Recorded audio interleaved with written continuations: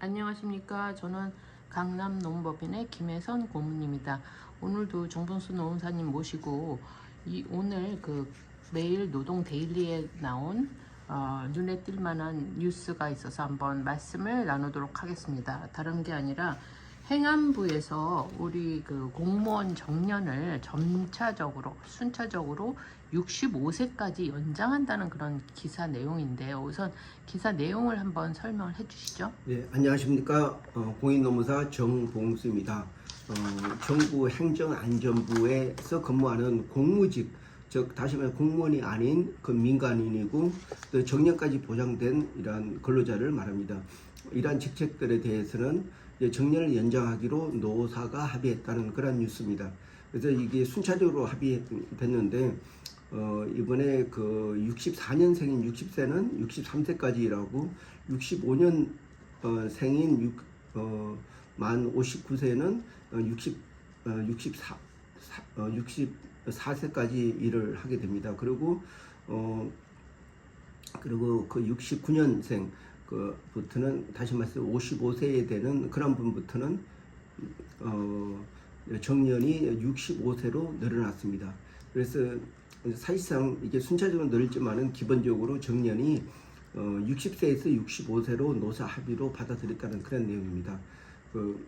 굉장히 의미가 있는 게 공무직이 이제 받아들였고 그렇게 하게 되면은 공무원들이 이제 또한 이제 법을 통해서 이제 그 정년이 아마도 늘 것이라고 좀 예상이 됩니다. 그러면 사실상 이게 법은 사실상 법을 공부하기는 어렵지만은 노사 합의로 더 좋은 조건인 정년을 연장하는 건 충분히 가능합니다. 그래서 법이 안 바뀌더라도 그 공무원 노동자과 정부가 합의해가지고 순차적으로 이렇게 정년을 늘리면은 공무원 사회도 충분히 정년이 65세로 늘 수가 있습니다.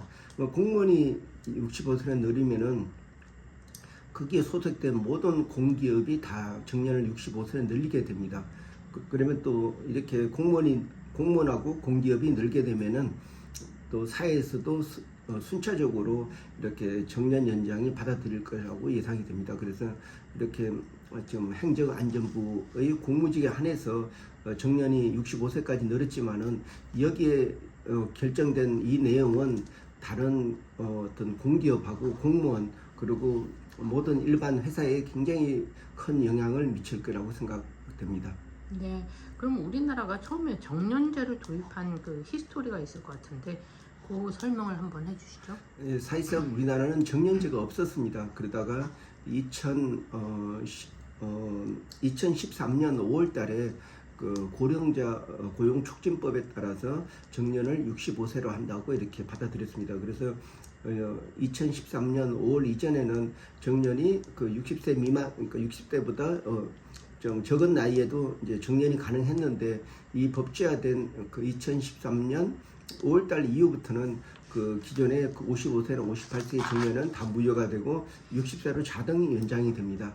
그래서 우리나라는 지금까지 이 정년제를 60세로 해오고 있습니다. 그런데 이번에 그 행정안전부에서 굉장히 큰 결정을 해서 공무원은 아니지만 거기에 소속된 공무직에 한해서 정년을 65세로 늘리기로 했습니다. 굉장히 큰 의미가 있고 앞으로 모든 기업들이 좀 참고해야 될 굉장히 중요한 그 내용이라고 할 수 있겠습니다. 네, 그 말씀하신 것처럼 공기업에서 이걸 시작하게 되면 민간으로도 확산이 되고 전체적으로 이제 정년이 연장되는 효과가 있는데 예를 들어서 이게 이제 연장이 되면 연금 문제나 여러 가지 다른 문제도 복합적으로 손을 봐야 되는 그런 결과가 있는데 그거에 대해서 어떻게 생각하시나요? 네, 사실상 우리나라 연금이 원래 수급 연령이 60세였는데 그 나이에 따라 점차 그러니까 좀 연장이 돼가지고 65세에 결국은 수령을 하게 됐습니다. 그래서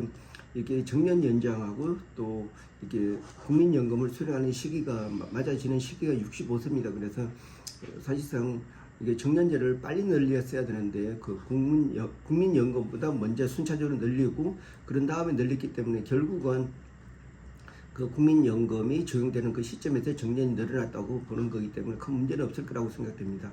근데 다만 우리나라 그 임금 체계가 호봉제로 되어 있습니다. 그래서 항상 연공급에서 그 근무를 오래 할수록 임금이 더 많아지는 그런 형태입니다. 그래서 노사 합의로 그 정년이 지난 그 시점에서는 사실상 좀 경험 많지만 또 어떤 신체적으로 좀 활동이 좀 부족, 그러니까 작아지는 그런 나이가 되고 있습니다. 그래서 아마 임금에 대해서 뭐 동결을 한다든지 아니면 뭐 근로자가 수용할 수 있을 정도로 임금하고 근로 시간이 줄인다든지 이런 방향으로 발전하지 않을까 그런 생각하고 있습니다.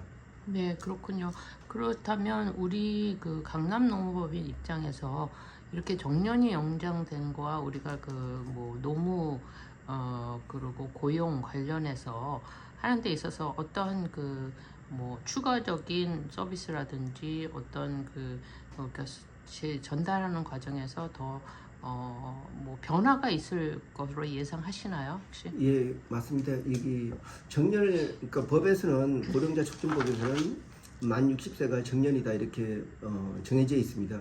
근데 이 정년을 늘리기 위해서는 바로 노사가 합의해서 이제 정년을 늘리게 됩니다. 그러면은 노동조합이 없는 경우는 취업기치를 통해서 늘리고 또 노동조합이 있는 경우는 노사 협상을 통해서 늘리게 됩니다. 그런데 정년만 늘리는 게 아니고 또 어떤 근로자들의 어떤 생산성이랄까 이런 걸 반영하고 또 앞으로 그 장기적 발전 그리고 또 사실 정년이 늘면은 기대치가 좀 높아지는 그런 부분도 있기 때문에 단지 정년만 늘리는 게 아니고 그에 대한 부속된 임금이나 또 근로 조건 이런 부분도 같이 늘려야 될 것 같습니다. 그래서 그런 부분에서 그 공인노무사가 이러한 정년 늘리는 그 시스템을 제공하고 그 회사가 수용할 수 있는 어떤 능력을 가지고 이제 저희가 맞춤식으로 이제 제안을 해드리고 이렇게 하면서 노사가 굉장히 좋은 기회로 활용할 수 있는 그러한 시스템이 도입될 거라고 생각됩니다. 네, 그렇군요.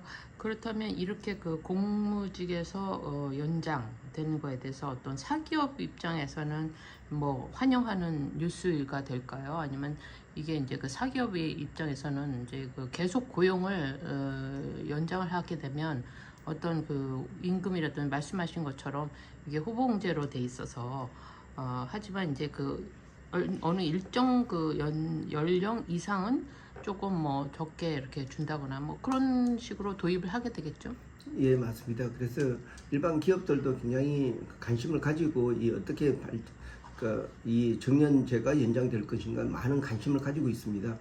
지금같이 우리나라 같이 임금이 이제 퇴직할 때를 제일 많이 받는 그런 시점이라고 하면은 많은 회사에서는 이 정년 연장에 대해서 굉장히 끌을 거라고 생각됩니다. 그렇지만은 이러한 오래된 저축, 그러니까 이 고급 인력을 정년이라는 이유로 퇴사시키지 않고 좀 다시 추가적으로 재고용해서 정년을 연장하는 이런 방식으로 할 것 같습니다.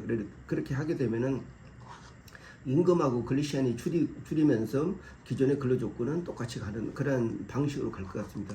사실상 임금 대비해서 이제 근로시간도 정해졌기 때문에 근로시간이 줄이면은 당연히 임금도 줄어들 것이라고 생각됩니다. 그래서 가장 바람직한 거는 좀 단시간제 같은 그런 형태로 임금도 줄이고 근로시간도 줄이면서 정년을 연장하게 되면은 사실상 근로자들도 또 더 많은 문화생활도 할 수 있고 또 자기 배운 그런 노하우를 후배에게 전수도 할 수 있고 그래서 굉장히 노사가 윈윈, 그러니까 다시 말해서 더 이익을 볼 수 있는 그런 방식으로 이렇게 활용하게 되면은 굉장히 좋은 기회라고 생각됩니다. 네, 우리나라가 초고령화 사회로 내년에는 또 들어가고 그다음에 경제활동 인구가 줄어드는 상황에서 어찌 보면 뭐 좋은 그 소식인데 어떻게 하면 이렇게 그 고급 인력이라든지 그 연세가 있는 분들을 노동력에 활용하느냐가 중요한 포인트가 될 것 같습니다. 예, 고맙습니다. 예, 우리 고모님 말씀하신 대로 그런 식으로 이러한 것을 받아들이고 특히 정부에서 먼저 솔선수범해서 공무직에 한해서 정년을 순차적으로 늘리기로 하는 이러한 노사 합의는 굉장히 의미 있는 내용이라고 생각됩니다. 네, 오늘 말씀 감사합니다. 예, 고맙습니다.